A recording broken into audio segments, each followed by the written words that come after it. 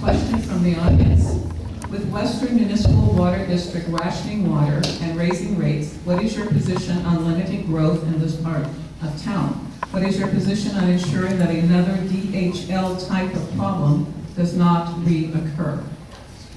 And if I'm correct, we'll start with candidate Bailey.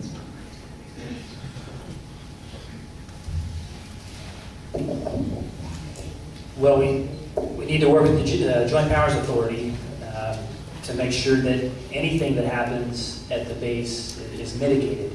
And there's concerns right now for the light aircraft that could be going in there and flying over homes up in this neighborhood that could and should be down at the municipal airport in Ward 3, where we've got half as many takeoffs and landings, and we could use that as an economic engine for the city and attracting businesses through CEOs that own their planes, or others that enjoy light aircraft.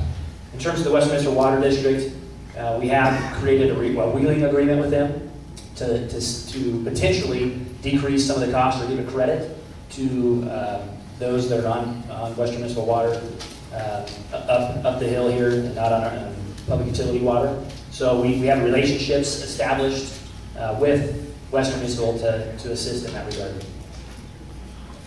Candidate Benavides. I live in an area where the water that I use is from Western Municipal. As part of my involvement with the Charter Review Committee, I was invited by the chairman earlier this year, and we rode on a bus, 40 leaders from the community, took a day-and-a-half trip to learn about how water is brought from the Rockies in Colorado to our kitchens and restrooms. Wow. And so, because of that experience and exposure, I was enlightened as to how we as citizens take things for granted. And as mayor, I would first work with Western Municipal and our public utilities to provide more education to our citizens. Candidate Chavez. I think we continue what we're doing now. We're doing a lot of conservation, we're doing a lot of recycling, we're doing everything. I know we're doing that now, and we can continue to do so. As to the rates of the, probably they're going to go up little by little, but this is because they're having different ways of bringing water in and conserving water. Even though we cannot, we don't like these rates, we will find out that we will have to do it. We know we're going to have to pay, for that, and so even though we don't like it, so. Candidate Gardner. That's two tough questions in one. Let me start with the Western Municipal Water side. Riverside is looking at, and I anticipate that the council will approve, but we've not yet done so, a system that will allow us to reuse a portion of our treated wastewater that's currently discharged to the Santa Ana River and goes down for Orange County to use. That will create about 20,000 usable acre feet a year that we can put on medians and playgrounds and parks and golf courses. That will free up potable water that Riverside generates that we can then turn around and make available to Western at a lower rate than they buy from the imported water sources. So we can, the rest of Riverside can help the western part of Riverside. As far as March goes, there's a shift in emphasis, and there should be, for airport-related development, to things that involve far fewer flights, and more aircraft manufacturing kinds of things, some maintenance. There will always be some flights out of there, but it shouldn't be heavy cargo like DHL was. Candidate Melendres. Could you repeat the question one more time, please?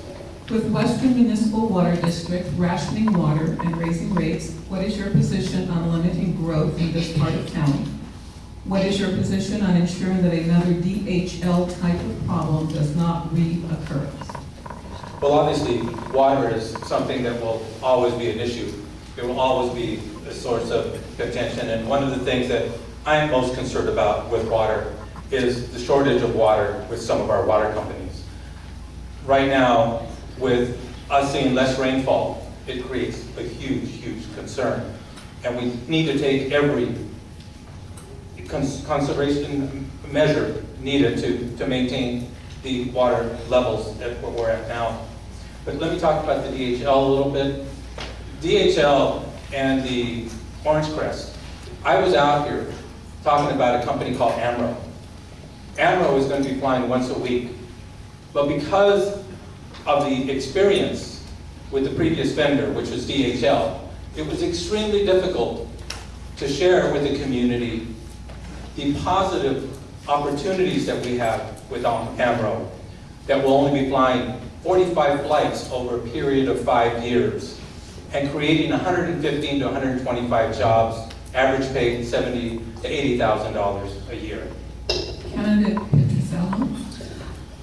As far as the water rates go, we actually own most of the water rights up through San Bernardino. We have to pump it off every year, and we sell 8,000 cubic feet, I believe that's the correct number, to Western Municipal Water District. So we actually have too much water. In order to help Western Municipal Water District, we could actually lower our rates per cubic feet, and that would help Western. Also, if you look, we have been conserving. If you notice your utility bill, you've been probably cutting back on water, but your rates keep going up. So what that means is that they're increasing, we have a tiered rate system now, and they are increasing the amount you pay per cubic feet for water, but we are reducing our costs, which makes them have a better profit margin. So that's why your water rates are going up. I'm running out of time. The person who had the DHL question, I'd love to answer it for you afterwards. Thank you. Candidate Atkinson.